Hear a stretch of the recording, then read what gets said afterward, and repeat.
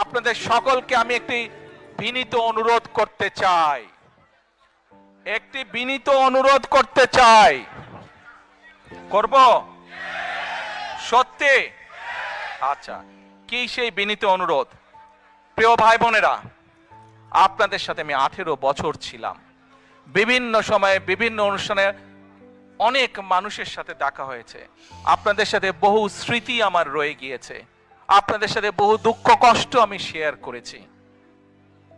আপনারা বিভিন্ন সময়, আমার বক্তব্যের শুরুতেই বলেছি, যুক্তরাজ্য সহ বিভিন্ন দেশের প্রবাসী, বিশেষ করে যারা জাতীয়তাবাদী, বাংলাদেশি জাতীয়তাবাদের রাজনীতিতে বিশ্বাস করেন, আপনারা বহু মানুষ বিভিন্ন সময় আমার পরিবারের, দলের বিপদের সময় আমাকে মানসিকভাবে সাহস দিয়েছেন, সহযোগিতা করেছেন, সমর্থন জুগিয়েছেন।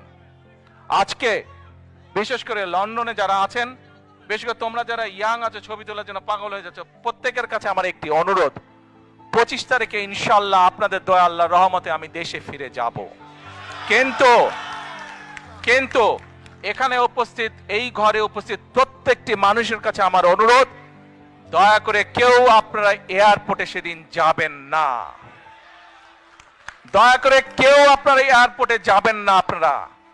কারণ এয়ারপোর্টে গেলে একটি হট্টগোল তৈরি হবে এবং মানুষ জানবে যে এরা সব বাংলাদেশি, এবং দেশের সুনাম নষ্ট হবে, দলের সুনাম নষ্ট হবে।